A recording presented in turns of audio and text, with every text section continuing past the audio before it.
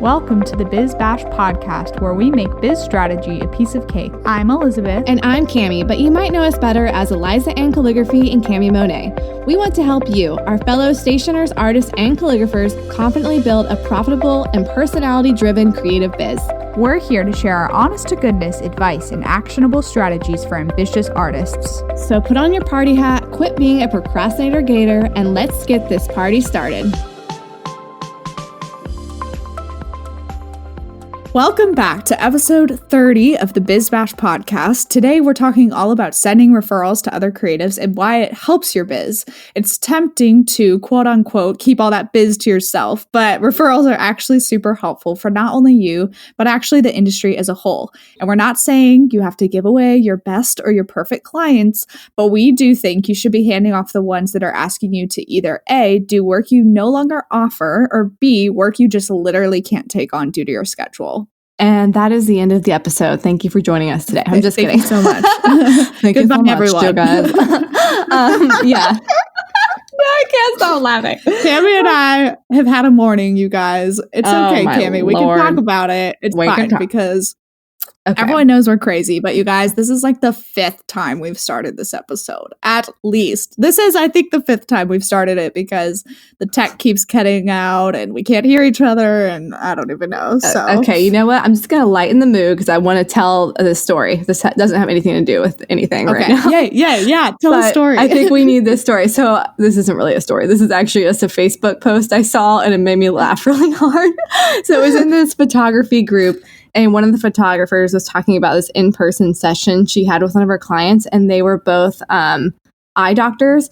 And so she kept making like eye puns, being like, so how did you guys, was it love at first sight? Or how do you guys keep in contact? Like all this stuff. Like she was making all these puns and they weren't laughing. And the doctor was like, we literally hate eye puns. She was like, oh shoot, totally messed up. And then they were like, just kidding. We love them. That's why we're getting married in 2020 is exactly how we envisioned it. Oh my gosh. For like 30 minutes. I was like, I want those clients. Send them to me. I mean, 2020 is going to be like the year, I feel like. Yeah, that was amazing. It literally sounds like a joke my dad would have came up with, but it's real life, which makes it even better. So 2020. Oh my gosh. Like to be able to have the mind to like come up with things like that. I mean, I feel like that's how you operate, Cami. Like you come up with the funniest things and my like brain does not work that way. I have to think like at least for 5 minutes to like think of a pun. I'm just like not witty on the spot. You just remember it like 5 minutes later after you left the conversation, you're like, dang it, why didn't I say that? Like, yeah, I know. Like oh gosh, darn it. There was a joke in the office last night that was so funny and I totally can't repeat it here because it's really inappropriate. But Kevin says something to one of the characters but he says a pun, but he says that he came up with it like 5 months ago, but was like waiting for that moment to use it, which is like literally me. Like I would do something like that. I would like come up with something, but not have the right opportunity to use it. And then it would make me look cool, but you're just waiting for that time. You're like, the next time I'm in a forest and someone's about to cut down a tree, I've got this on lock. This pun is ready. Oh man! See, and I wish I could think of something funny now, but about trees because you said that, but I can't. Well, I'm not going to go there. All right, I think we've officially diffused our frustration with tech now that we got some puns out of the way, and we can get back to our episode. Doop, doop, doop, doop. Thanks for that commercial break. Okay. So anyway, sending referrals to other creatives. It seems so counterintuitive. I know I kind of thought it was counterintuitive when I was like first starting out and being like, but I'm giving away money. Like that's money that could be coming to me. And then I was like, wait a minute, I don't even like to do this stuff. So once you kind of lose that mindset of the fact that you're sending away work, it's actually going to bring so much freedom in your life. And, you know, we're all about actually doing work you love. So this kind of goes hand in hand. So what do you do with the work that you don't love? And here's what you do. You give it away. Yeah, definitely. I mean, we've talked about like your forever togethers and you see a nevers before on Instagram and through the Ideal Project Challenge we did in Biz Birthday Bash last summer. But basically, it's like if you have people who are asking you to do those things you've written under the see a never category, like I never want to do this again, which for me is like calligraphy vows, then why wouldn't you take like 2 seconds to at least push them in the direction of someone else you know and most likely love and like respect a lot, right? So like when people ask me about calligraphy vows, I'm like, you know what? I don't do those anymore, but guess who does this super well? Ashley Craft or Jessica of Simply Jessica Marie, and like 2 different styles, but at least they have an option, you know, that they can kind of like look into that stuff and see which one they would like better. Yeah, exactly. I almost like to think of this. I think it's Zappos that has this customer first policy where they're always like thinking of, okay, not like necessarily the customer is always right, but how can we put the customer first? And this kind of falls into line with that, where instead of thinking of how can I, make money from this, but how can I put the customer first and actually serve their needs, and maybe like taking a slice of humble pie and being like, I am not the person who can serve them best on this. Because I lack the expertise. So how can I pass that along so the customer truly is being served first and the industry keeps growing because we're all referring out all good business to each other. Yay!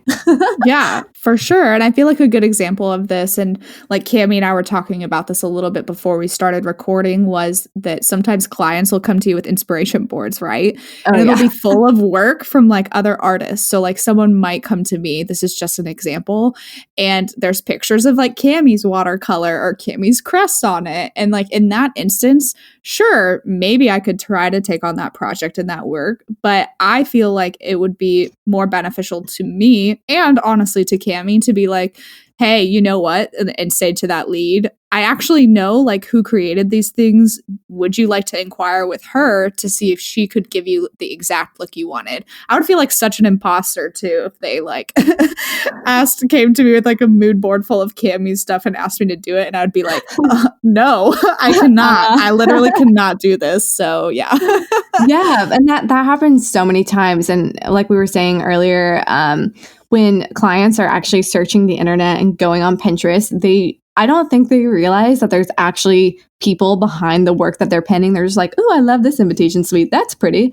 I'll put that on my inspiration board. And whoever is a custom stationer, I'll just tell them I like this. But they don't fully understand like the nature of the industry, that we all have totally different styles. There's a million of us out there doing the same thing, just differently. And so they think a custom stationer can literally recreate like any kind of work.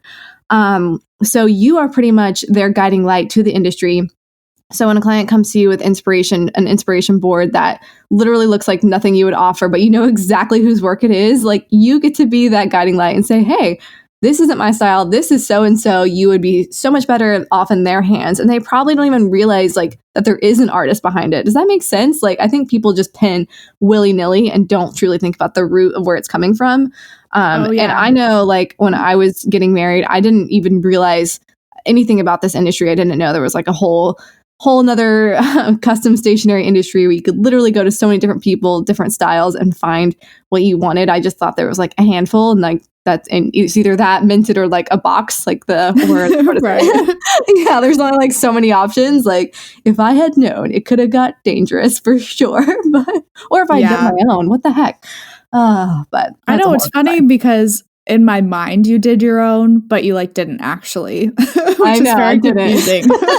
I did one tiny little thing for my wedding. I painted like a couple of trees for our program, and I was like very conservative with it because I was like, didn't feel like I knew how to paint at that point in my life. So you weren't back on the path to being an artist yet. No, I wasn't on my artist journey. I was just like struggling. So it took me like 3 hours to paint these trees, and they're so simple. They're like the worst trees ever. Like you were too concerned getting married to your wonderful husband. I know. It really was surreal, you guys. Like, I have no idea what happened. It's like 7 months of engagement. I'm like, what?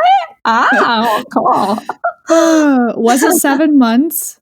Yeah. It was? So. It was really good. Okay. It was pretty quick. Yeah, ours was 9, which I felt was like perfect. Any longer, I would have died. Yeah, I know. I couldn't go longer. It'd be way too hard. So, All right, guys. So let's talk about some pros for referring work to other creatives, because we know it's like easy to get hung up on what Cami said. Like, why would I hand something off to my competition? Why would I hand something off when this could be mine, quote unquote? But first of all, I need to put this out there. Like, when a lead is hot, it's hot. And when it's not, it's not. So if that person dropping beats on the Facebook podcast.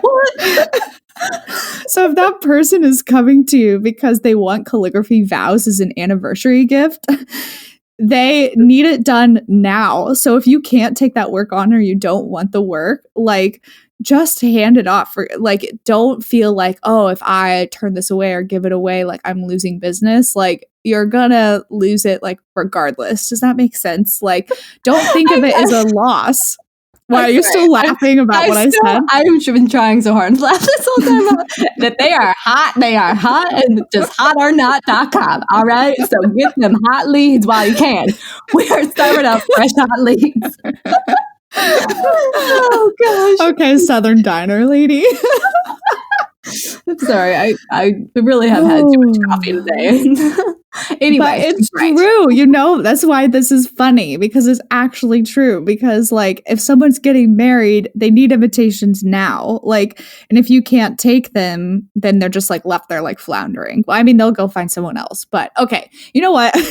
Getting back on track. Here's the pros for referring work to other creatives. Main thing, a big thing for me is that the lead feels taken care of. And Cami, this is what you were saying earlier with like the whole like client is first, customer is first mentality, that even as a lead, like, do your best to take care of them.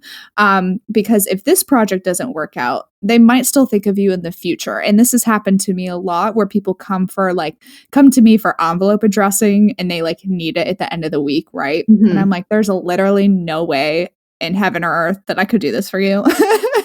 But here's like some people who could. And normally, most of the time, they feel so well taken care of that I know if like they were to have a friend or someone else who needed envelopes, I might be one of the people that they still like refer back to, because they're like, this is the girl I would have really loved to work with, and she didn't have time. So like, inquire with her early, you know, because then they're like more educated on the timeline for things. I always try to sneak that stuff in there too. Like, normally my lead time for envelope calligraphy is like such and such amount of like months or weeks or whatever, so that they just have a better idea. So take care of the lead. You're educating the lead. A great example of taking care of the lead. This do it. Week that just happened. So like, I had a call with a planner who I really wanted to work with, and she was super excited about my work. And she was like, I have a client, she really wants some day of signage. And I was like, oh no, because I normally only do day of stuff for like my invitation clients. And she was like, but she wants them like, and I said, like, I don't do day of stuff, especially not signage really. And if I did, it would be like the signature drink signs. Here's like kind of how I do it. They'd all be watercolor. I don't do wooden signs, anything like that. Like, if she's looking for like watercolor illustrations on a sign, like, that's more up my alley, and I'll make an exception to work with this planner. So she's like, yeah, great, no wooden signs, got it. And then the bride got in touch with me, and she was like, here's the signs. And I was like, oh, well, tell me a little bit more about the project. And she sends me her inspiration board, literally all wooden signs. I was like, okay. And so like, clearly the planner didn't get that at all. I was like, I do not do wooden signs. Like, if this is not like a watercolor canvas, it is not for me. Yeah. Or the planner might not have either didn't communicate it well, or the client just straight up didn't listen. Yeah, I'm not sure what happened there, but there was total miscommunication. Anyway, so I asked in the A to Z directory, which is our membership site that you should join, if anyone who does wooden signs, so I could refer them out to her. And I got a couple of gals who commented on the post. I was able to send the lead over all their info, and I was like, hey, this actually is not a great fit for me. I don't actually do wooden signs, but you know what? These ladies do it, and they will serve you so much better than I ever could, and gave them her info. And she was like, this is so sweet and so nice. I really appreciate you being so honest. Like, this means more to me than if you had just gone ahead and done it. And I was like, really? Oh my gosh. So she felt so taken care of, and like, she appreciated that extra step that I took to, even though I didn't serve her directly with doing something creative for her, I served her by pushing her in the right direction. So yeah, for sure. Because you're right. I mean, they get like so overwhelmed too. Like anyone who's planning a wedding, there's all these terms that like we use in our industry all the time that like leads and clients don't understand. And so for you to straight up be like, here's the people I know will give you exactly what you want. Like I could see why that totally made her day. And like that just goes hand in hand with like our second point of you're building a good reputation, not only with these leads, but then also with your peers, right? Because totally. like, man, I respect the heck out of you for just even saying to her, you know, like, this isn't me. I won't be the best fit. Like, to be like kind of humble enough and honest enough about that to be like, but here are the people who are. And it's like fireworks all around. It like makes me so happy. I know, it is true. And like that comes around back to you. Like when you start referring those things out and people are like, oh, so and so referred me to you. They're like, oh wow, that's really cool. Like I love when a lead like says, oh, I got your referral from this person. I'm like, that is so cool. And I always want to like message them like, thank you for referring me. And it's just good, warm, fuzzy feelings all around. So oh, you should say thank you, but we can get to that later. Oh yeah, for sure. Okay, number 3, like we kind of touched on this, but you won't be taking on work that you don't want because we can guarantee that Cammie would have been miserable doing wood signs. I would have complained the whole time. It would not have been good. It would have even for me as someone who did wood signs for so long, like, and sure, I could do it super well. It'd be beautiful, but I do not want that anymore. It's like not worth my time and not what I want to be doing in my business. Yeah. And then the other thing is you're not going to be smashing your calendar with so much work that you can't make your deadlines anymore and you can't function. This is something that happens to creatives really easily, is that you tend to all of a sudden have a lot of overwhelm. If people are finding you, really liking your work, booking you a lot, and then you realize all of a sudden, wow, I just like way overbooked myself. Hello, that is me right now. Hello. Yeah, that is kind of Cammie right now, and I don't know how you're doing it. I don't know, but I am. You better believe I'm referring out every single lead that I've gotten in like the past 3 weeks. I'm just like, I just cannot do it. So yeah, and like can't even like think about it at this point, which is like honestly such a cool place to be in now, Cammie, that it's like you're getting asked to do these things and even though you can't, you're pushing them to others to like lift them up. I'm like, heck yes, that is what the whole like kind of really how I feel like community over competition gets embodied, right? When we like lift each other up and send each other work and like bring those other creatives to light who are doing really good work, but maybe haven't like grown their business a lot yet. I think this is the hardest one to actually refer your work out though, because I have a problem with optimism where I'm just like, I can totally squeeze that in if I just work 22 hours a day. That's easy, like no problem at all. And then I'm like, wait a minute, that was a bad plan. Like, you know what I mean? Because you like still want to do the work and it's like, it might still be your perfect style, but like, you know, deep down the bottom of your heart, this is a bad idea. And I'm still not going to give that person the service and like level of attention that they deserve. So this is something I'm still like figuring it out, but I think I've finally figured it out. Like right now. So like right now is the moment I figured it out. It is my moment of enlightenment and I know what to do. But yeah, it's really hard where you're like, oh, this would be such a good job. But you're like, wait, it's not me. Just like, okay, so remember that client who wanted to do the Ireland map and like she just wanted digital files and I don't do that, but I really want to do the Ireland map. So I was trying to make it work and I should have referred it out. But like she didn't end up booking anyway, so it was okay. But like I knew like, oh, this really isn't my process. And I think someone else who just does digital files would be a better fit. And I knew that. And I still moved forward because I was selfish. No, I'm just kidding. I just really thought I love Ireland. So well, you do get to have, you know, you get to make those decisions in your business. If you're like, I can be flexible for this one person. It's something I really want. But it comes down to the thing, like, we both know you did not need it at the time. That's like the biggest thing, you know? You're like, oh, I'll just like squeeze this into my already full hamper of all my socks and stuff. Why is my business a hamper of socks? Okay. Because you like socks? I have no idea. That is what I thought of for some reason. Maybe because I was reading Harry Potter. Okay, listen to this sock story real quick. Okay.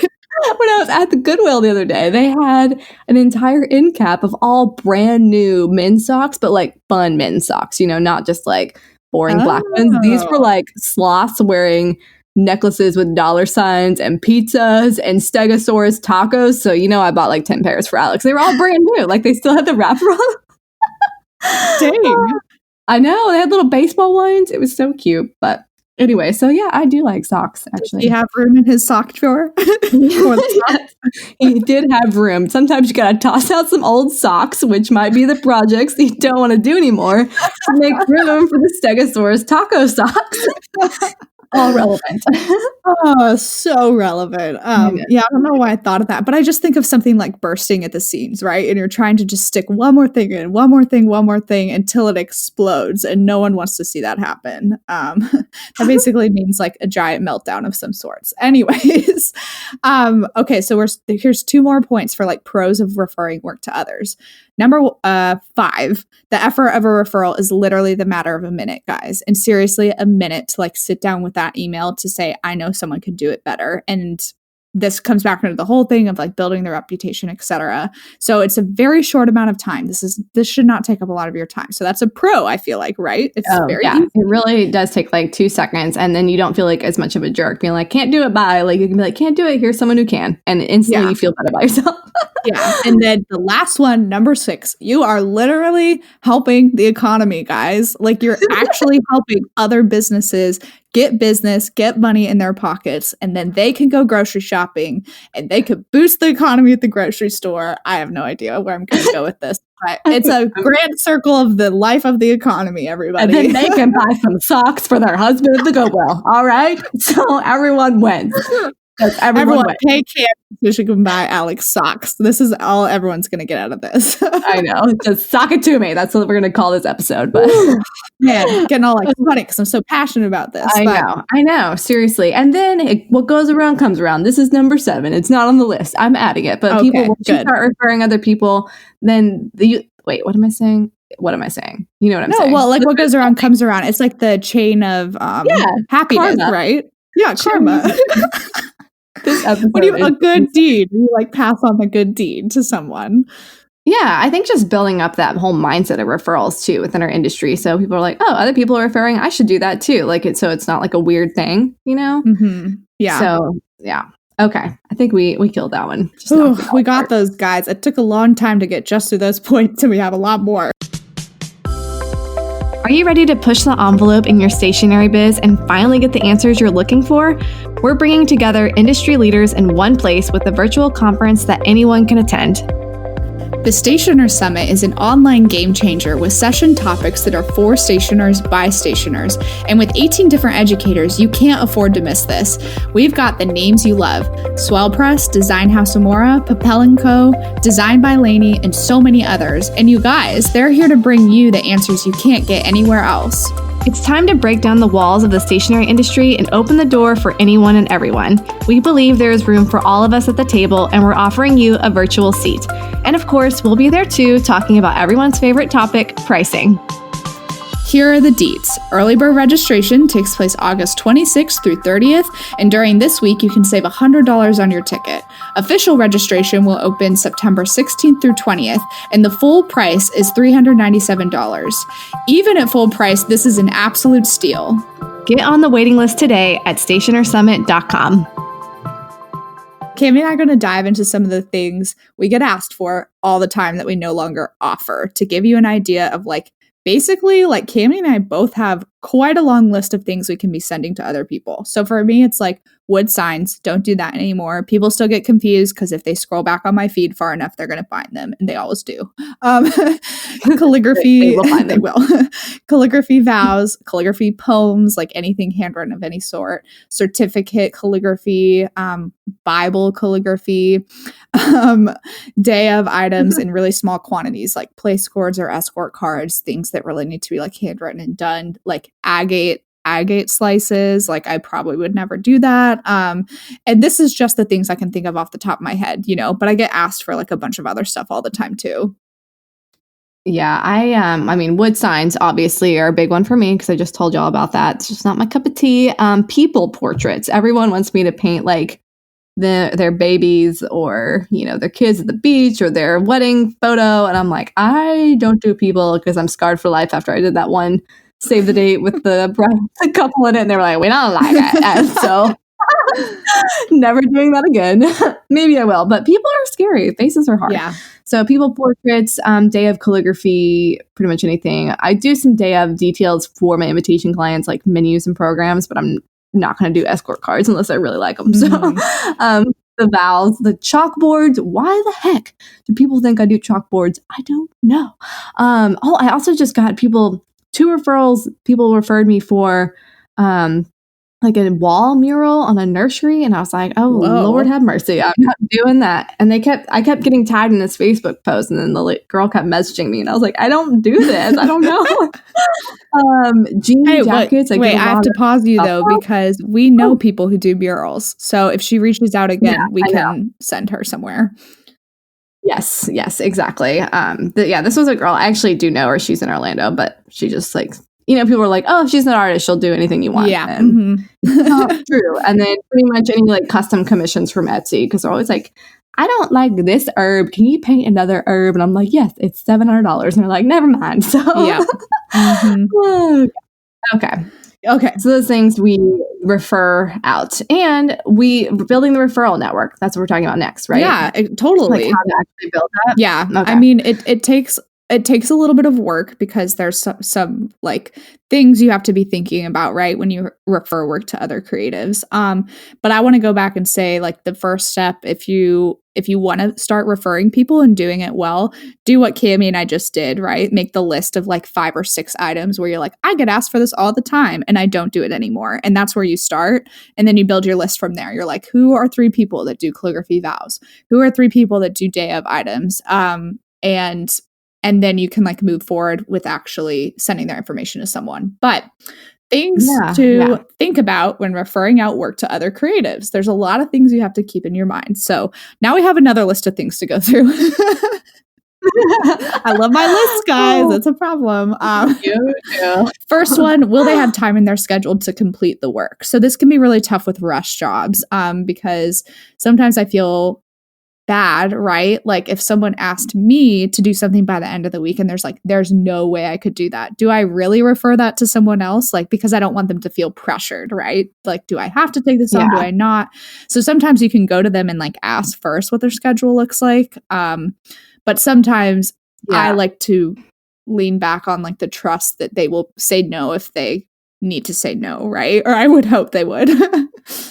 Yeah, exactly. Yeah. I mean, best case scenario, you want to ask and be like, hey, I have this rush job inquiry. Do you have the time to take this on? I'll totally refer you. And they're like, yeah, great. Send them my way. Then you can. But if you don't have time to ask them, or there's just like no way to get in contact with them, it's totally okay to not ask them beforehand. Because hopefully they would say no. But if you don't know if they have availability, you can simply just send them a message and ask. Yeah. So. And then the second one, do they even take on the type of work I'm referring? This is super important. Obviously, Cami's not going to send her wood signs to Empress Stationery. That makes no sense.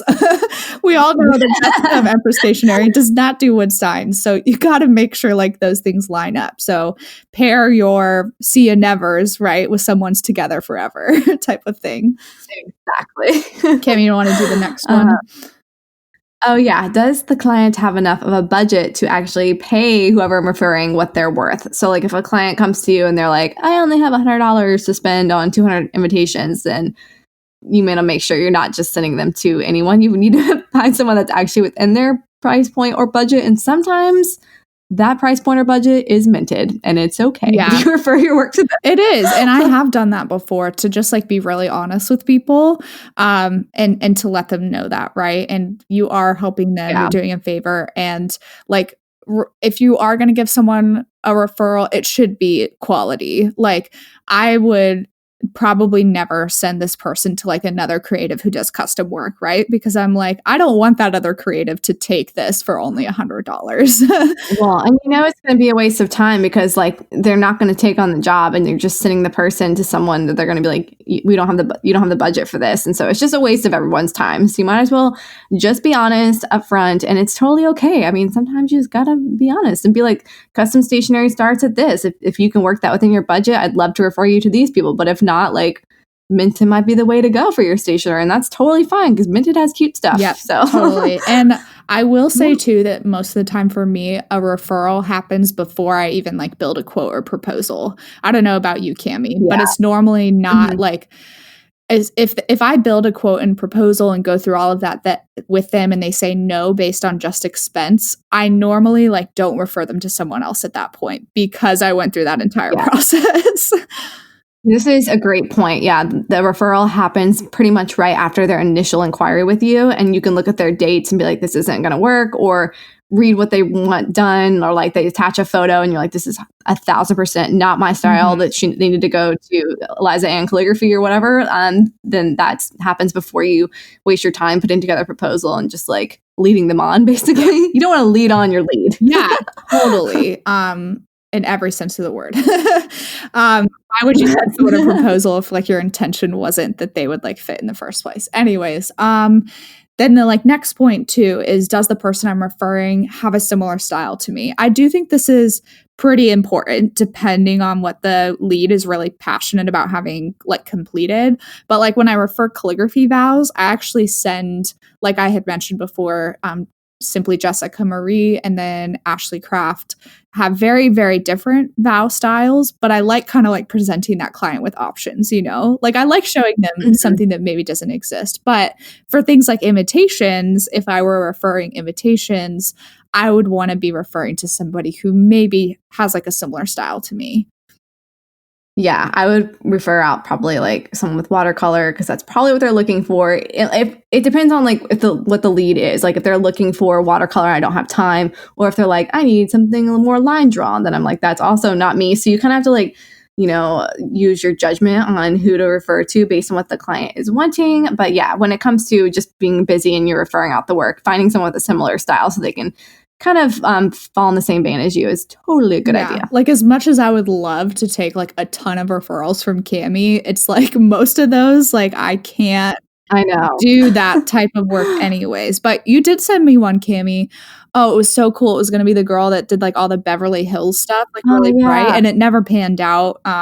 She probably went a different direction, but that was like a good referral. Like when you sent me that, I was like, okay, I totally get why Cami is sending me this. It's not her. I was like, this is so up your alley.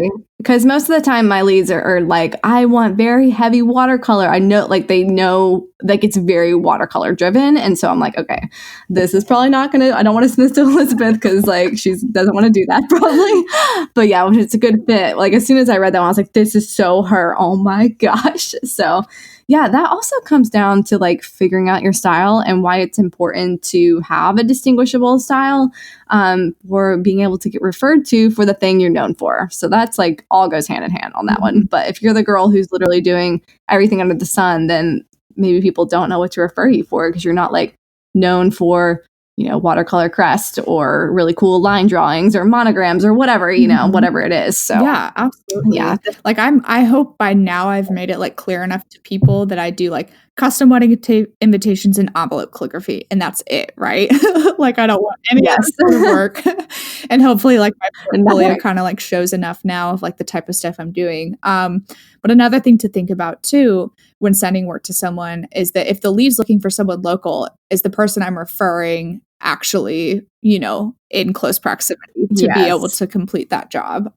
So I kind of have like my short list of go-to people who are local and close to me that I do get calls from, people find my number on Google or they find my website and they're local. And so it's really easy for me to be like, hey, here's these 3 people who could maybe do it for you.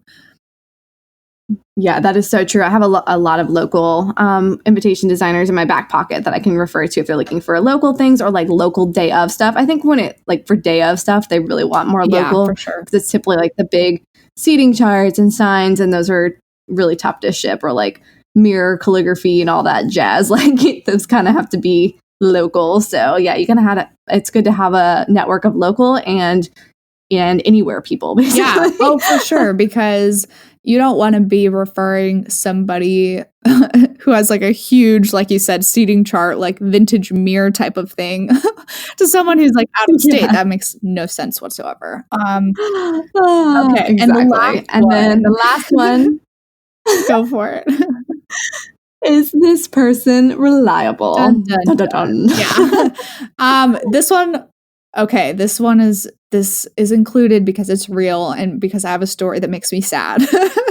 But I did refer work to Okay. someone, and then their client came back to me, and that client was calling me asking what had happened to this other girl because she couldn't get a hold of her because the communication was like so lacking during the entire process. And honestly, I was like mortified because that's like my reputation on the line, right? Like I sent you that work.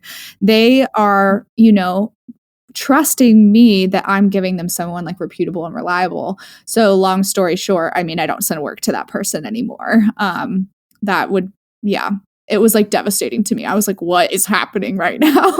Yeah, I mean, that is such a great point. Like, who you refer is going to reflect back on you. Like, if you, like, think of it this way. If you tell your friend to go to this awesome new restaurant in town, it's literally the grossest place they've ever been, and it's the worst experience. They're going to be like, what the heck is wrong with her? Why would she tell me to go to this restaurant? And that's the same with who you're referring out. I mean, hopefully you're not referring out to someone gross who's the worst. But you know what I'm saying. It reflects back on you, whether you realize it or not. Like, even just like what's the word I'm looking for? Not indefinitely. I know what you're trying to say. It's not there. Okay. Well, anyway, it reflects back on you. So just keep that in mind. and one thing you want to avoid is if somebody reaches out to you and asks, do you do this? And you're like, no, I'm sorry. Sometimes people will ask me before I can beat them to it. They'll be like, well, do you know someone who does?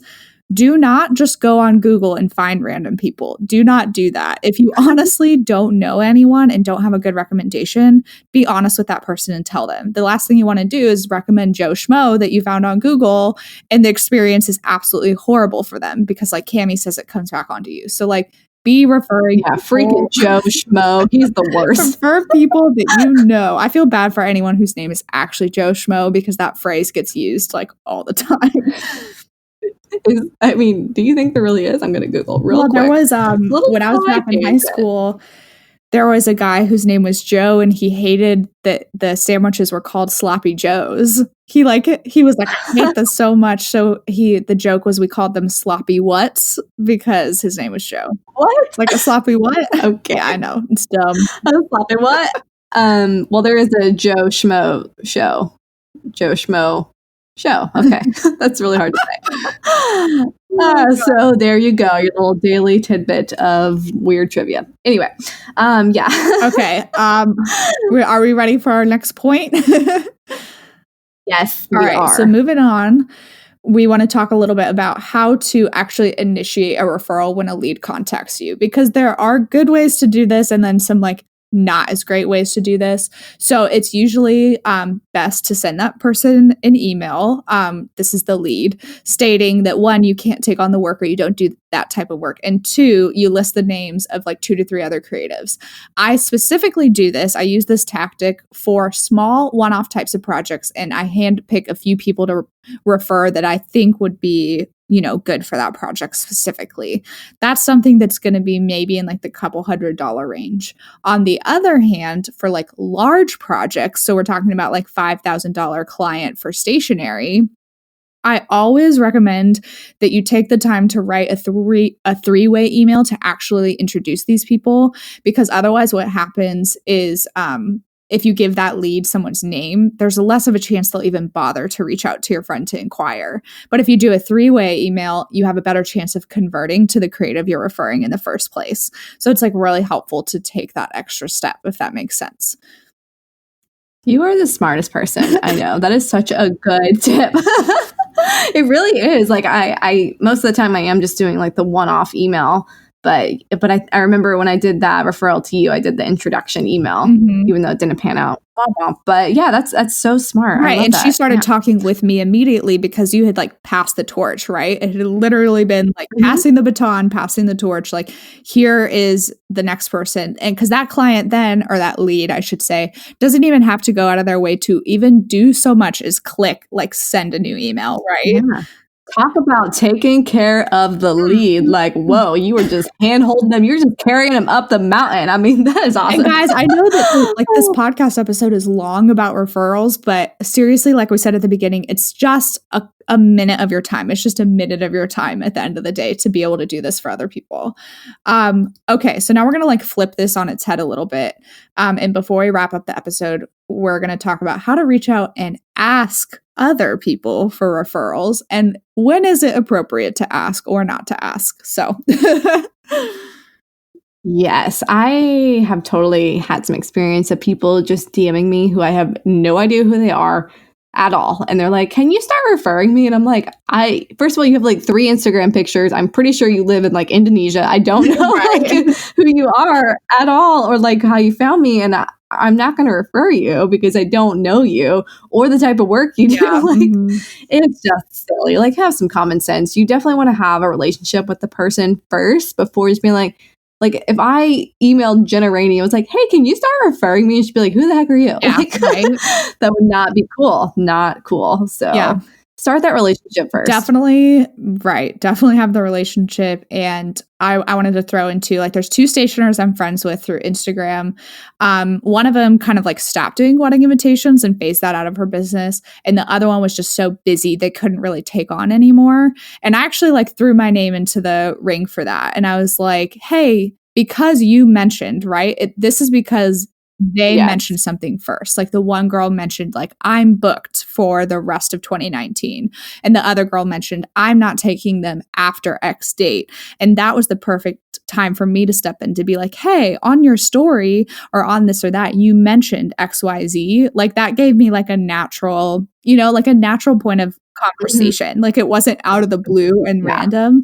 And I sent like both of those girls my pricing guide so they had more info about my business.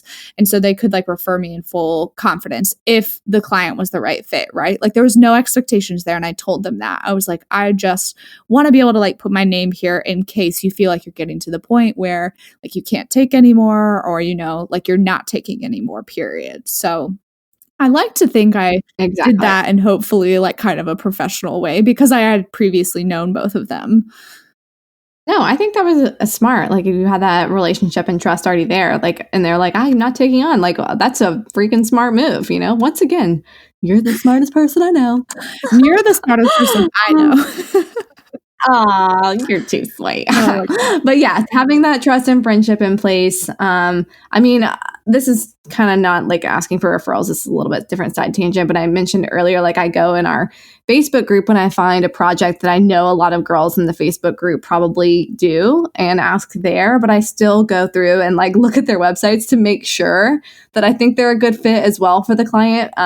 So just like doing the extra step of vetting them, I guess, right. Just to be like, okay, yeah, that they actually would be a good fit or they're in the right area or whatever. So like, because you want to make sure that trust is there and the client is trusting you. Like the trust goes all different directions, just a triangle of trust here. Yeah, absolutely. And one of the things I was going to mention too is that we have a rule actually like in the Facebook group, in the A to Z directory Facebook group, you cannot ask for referrals. You can only give them. So like Cami could post and be like, I need someone for such and such work for such and such lead. But you couldn't go in that group and be like, I'm looking for such and such work and send it to me. Like we don't allow that for like this reason.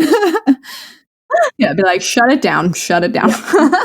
Exactly. But no one's done that. Everyone's pretty cool. So it's all good. But yeah, it's like relationship building like this is the core of a successful biz, like relationship building with your other peers and then relationship building with your lead. I mean, it all just goes hand in hand and benefits everyone in the long run. Yeah, it totally does. And also, like we're talking specifically like creative to creative referrals in this episode, like people in the stationery industry or day of paper goods, those type of things.